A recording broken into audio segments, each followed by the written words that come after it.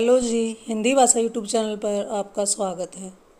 इस वीडियो में आज हम चर्चा करेंगे बड़े ही महत्वपूर्ण विषय पर। और ये विषय सामान्य हिंदी जिस भी एग्ज़ाम में जिस भी परीक्षा में आती है उसमें से इससे संबंधित एक या दो क्वेश्चन ज़रूर आते हैं। तो ये वीडियो शुरू से एंड तक देखना, क्योंकि बड़ी ही काम की है। इससे एक दो क्वेश्चन आपके ज़रूर आने वाले लगते हैं। थोड़ी सी बड़ी हो तो उसकी तरफ ध्यान न देते हुए दो तीन प्रश्नों को ध्यान में रखते हुए ही इस पर देखें।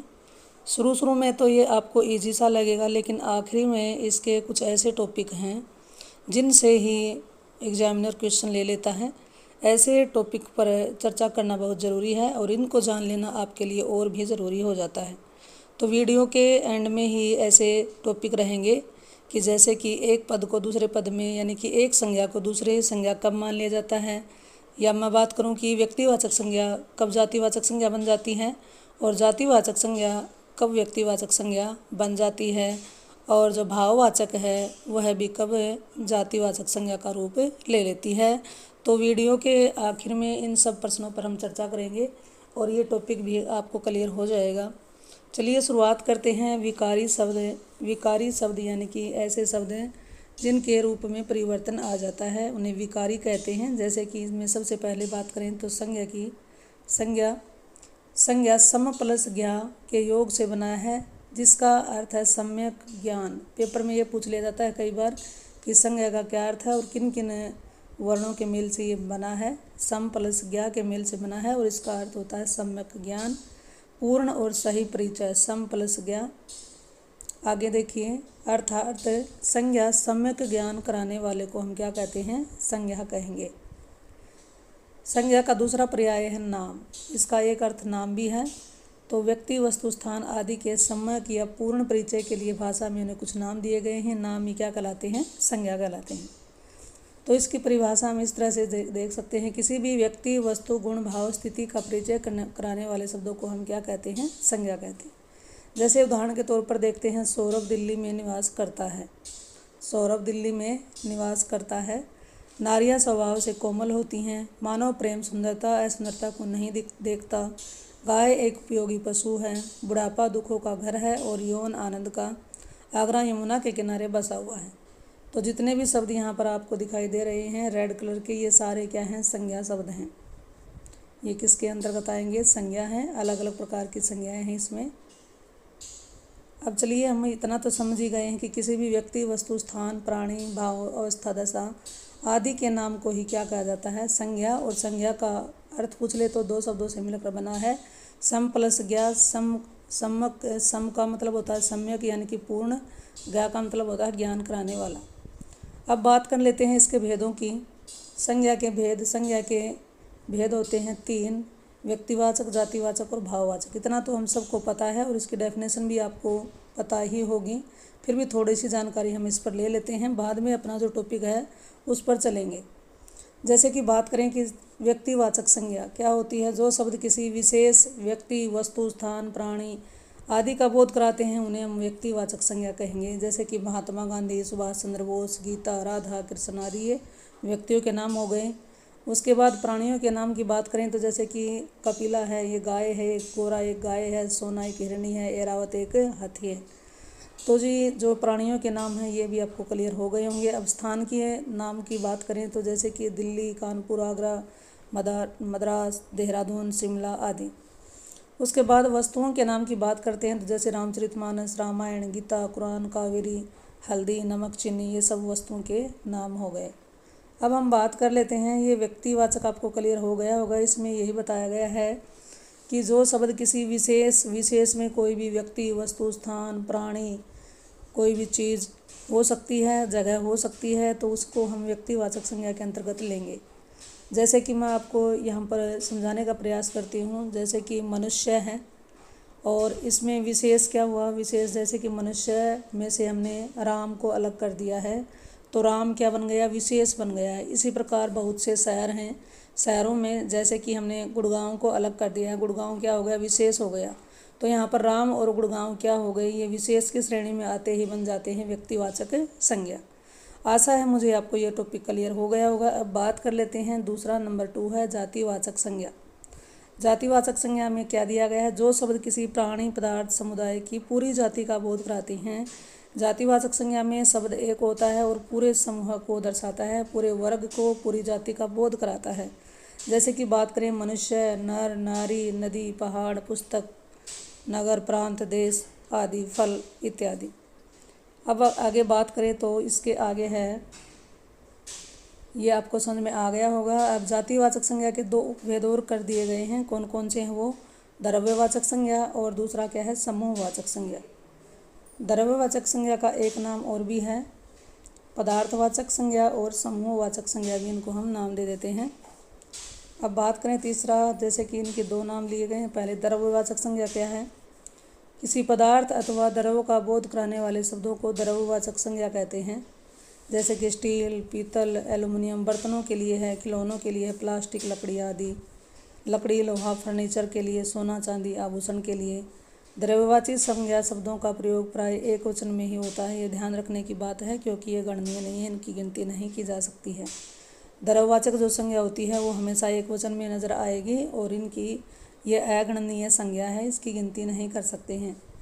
नेक्स्ट प्रश्न की बात करें, समूहवाचक क्या होता है? जो संज्ञा शब्द किसी समुदाय या समूह का बोध कराते हैं वो समूहवाचक कहलाते हैं। जैसे कि सेना, कक्षा, भीड़, जुलूस, दल आदि। इसी प्रकार इन शब्दों का प्रयोग एक वचन में ही होता है क्योंकि ये एक ही जाति के सदस्यों का या इकाई का बोध कराते हैं। जैसे कि गोरा, सेना, ऐरावत, कामधेनु आदि जानवर नाम भी हैं। उसके बाद इस प्रकार हम कह सकते हैं कि जो शब्द किसी जाति, पदार्थ, प्राणी, समूह आदि का बोध कराते हैं उन्हें हम जातिवाचक संज्ञा कहते हैं। अब तुलना करके देखते हैं। देखिए यहाँ पर शब्द दिया गया है जातिवाचक संज्ञा, ऊपर कॉलम है, नीचे व्यक्तिवाचक क्या होगा? बालक, बालक में से राम क्या है? एक व्यक्तिवाचक हो गया। बालक क्या है? जातिवाचक। स्त्री, नगर, कुत्ता, नदी, पर्वत, किताब, ये सब क्या है ऊपर? ये सारे के सारे क्या हैं? जातिवाचक हैं। फिर स्त्री जैसे कि सीता है, नगर जैसे कि दिल्ली है, कुत्ता जैसे कि कोई भी नाम है, टॉम, जेरी इत्यादि। नदी जैसे कि यमुना है, पर्वत जैसे कि हिमालय है, किताब जैसे रामायण इत्यादि हैं। तो ये आपको क्लियर हो गया होगा। जब या इन दोनों को आप इस तरह से समझने का भी प्रयास कर सकते हैं। मैं बात करूं जैसे कि कोई हमसे प्रश्न पूछता है या किसी के बारे में बता रहा है, अगर बताने से तुरंत हमारे दिमाग में समझ में आ जाए कि ये किस बारे में बात कर रहा है, ये क्या कहना चाहता है, तो वो क्या हो जाती है? वो हो जाती है व्यक्तिवाचक संज्ञा। और जैसे कि उसने बात करी और हमारे समझ में आई नहीं कि ये किसके बारे में बात कर रहा है, प्रश्न का उत्तर हमें मिलता हुआ नज़र नहीं आया, तो वहाँ पर हो जाती है व्यक्तिवाचक संज्ञा। जैसे कि मैं यहाँ पर बात करूँ जानवर, तो हमें लगा कि जानवर के बारे में बात हो रही है, लेकिन हम सोच रहे हैं कि कौन सा जानवर है, तो इसका उत्तर नहीं आया, तो जानवर क्या हो गई? जातिवाचक। और फिर उसने कहा कि गाय, तो गाय बोलते ही हमारे दिमाग में एकदम से उत्तर आ गया कि किसके बारे में बात हो रही है? गाय के बारे में। तो गाय यहाँ पर क्या हो गया? गाय यहाँ पर एक तरफ से एक तो जातिवाचक दो तरह से प्रयोग में हो जाता है और दूसरा क्या बन जाता है इसका? विशेष रूप से व्यक्तिवाचक। जैसे कि जातिवाचक बताया जानवर और व्यक्तिवाचक में जैसे कि हमने बोला शेर, तो ये क्या बन जाता है? पूरी जाति में से एक विशेष को निकाल दिया गया है, विशेष होते ही वो बन जाता है व्यक्तिवाचक संज्ञा। अब हम बात करते हैं तीसरे नंबर पर है भाववाचक संज्ञा।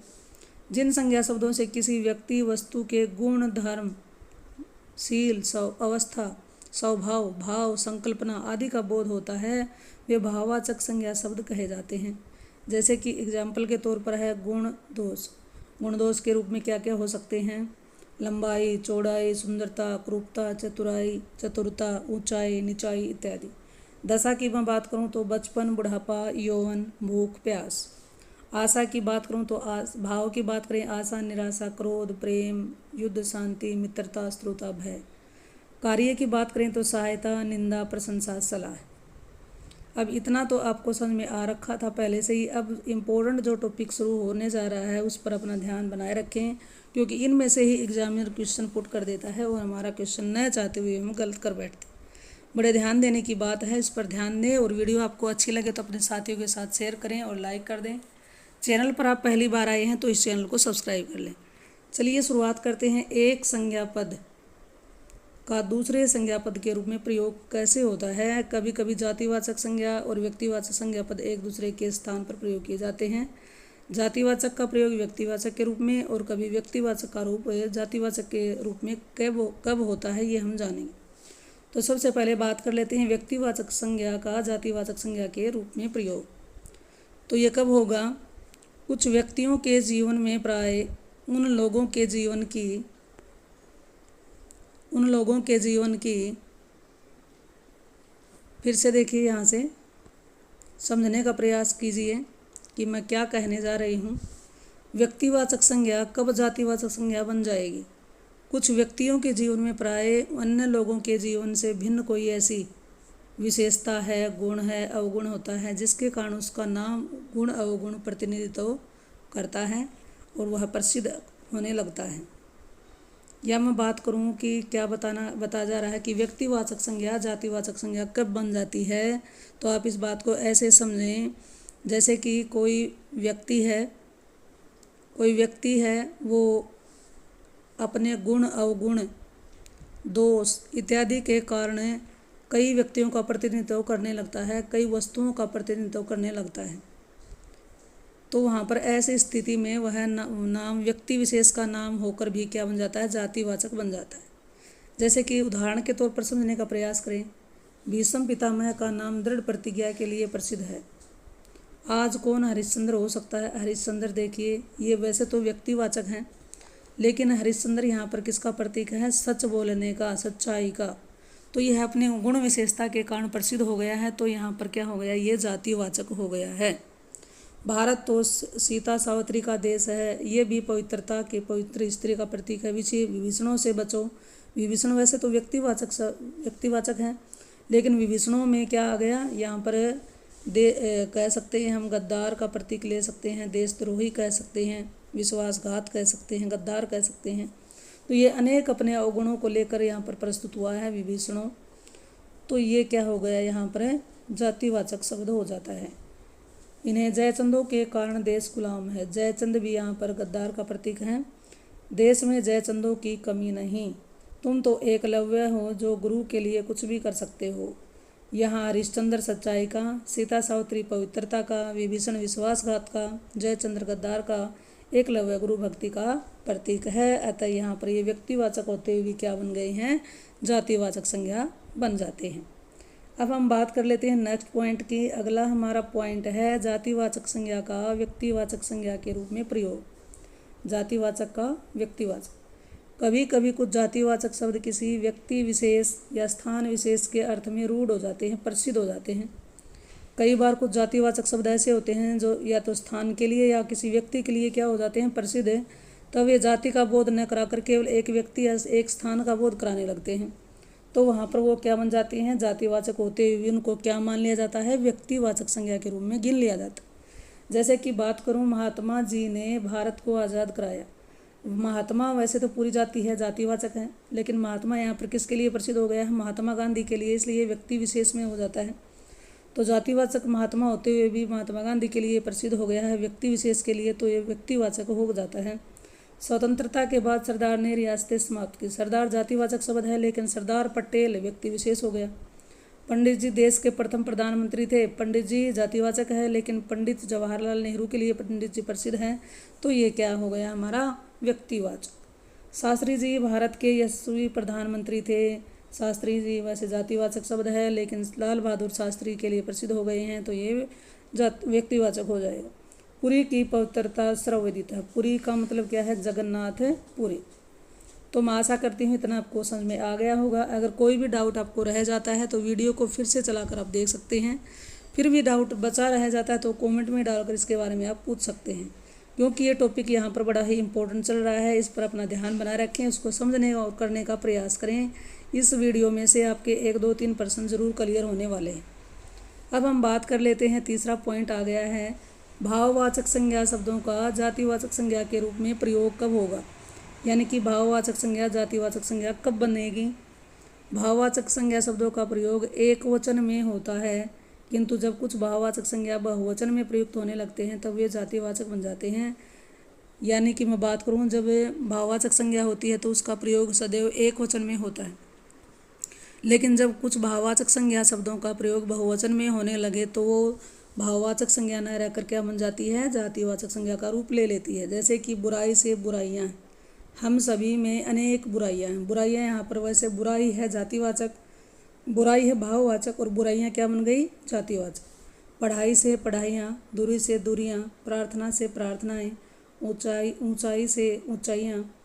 हिंदी के अब इतना आपको क्लियर हो गया होगा। अब हम बात कर लेते हैं कुछ आगे और है। हिंदी के भाववाचक संज्ञा शब्दों में मूल शब्द तथा यौगिक शब्द दोनों ही मिलते हैं। यानी कि जो भाववाचक संज्ञा है वो कुछ तो मूल रूप से भाववाचक होती हैं और कुछ भाववाचक संज्ञाएं यौगिक होती हैं। वो कौन कौन सी होंगी? मूल भाववाचक संज्ञा शब्द होते हैं जैसे कि जन्म है, जो अपने धातु रूप में ही रहते हैं। जन्म, मृत्यु, प्रेम, सुख दुख, क्षमा, क्रोध, घृणा, दया, सत्य आदि। यौगिक भाववाचक शब्द कौन से होंगे? यौगिक भाववाचक शब्द संज्ञा शब्दों की रचना सभी प्रकार से 5 प्रकार से कर सकते हैं। कौन कौन से हैं? भाववाचक संज्ञाओं का निर्माण कितने प्रकार से होता है? 5। जातिवाचक संज्ञा से बना सकते हैं, विशेषणों से बना सकते हैं, अव्यय से बना सकते हैं, सर्वनामों से इनका निर्माण होता है और क्रिया से होता है। अब देखिए कैसे करेंगे, थोड़े से उदाहरण के तौर पर थोड़ी सी प्रैक्टिस कर लेते हैं ताकि आपको क्लियर हो जाए ये बात। अब देखिए यहाँ पर कुछ जातिवाचक हैं तो वो भाववाचक कब बनेंगे? देखिए चोर एक जातिवाचक है, इसका बना दिया चोरी, ये भाववाचक हो गया। ठग, ठगी, देव, देवतव, नेता, नेतृत्व, पिता, पितृत्व, युवक, यौवन। अब युवक का भाववाचक संज्ञा क्या बनेगा ये पूछ लिया जाता है तो क्या होता है? यौवन होगा। बूढ़ा, बुढ़ापा, प्रभु, प्रभुता, सज्जन, सज्जनता, खेत, खेती, दास, दासता, बंधु, बंधुत्व, बाल, बाल्य या बालपन। ईश्वर का देखिए बहुत इंपॉर्टेंट है, ऐश्वर्य, ईश्वरत्व, ईश्वरता। भाववाचक संज्ञा का निर्माण पूछ लिया जाता है और ये पूछ लेंगे ईश्वर बताइए, यानी कि ऐश्वर्य बताइए किस प्रकार की संज्ञा है।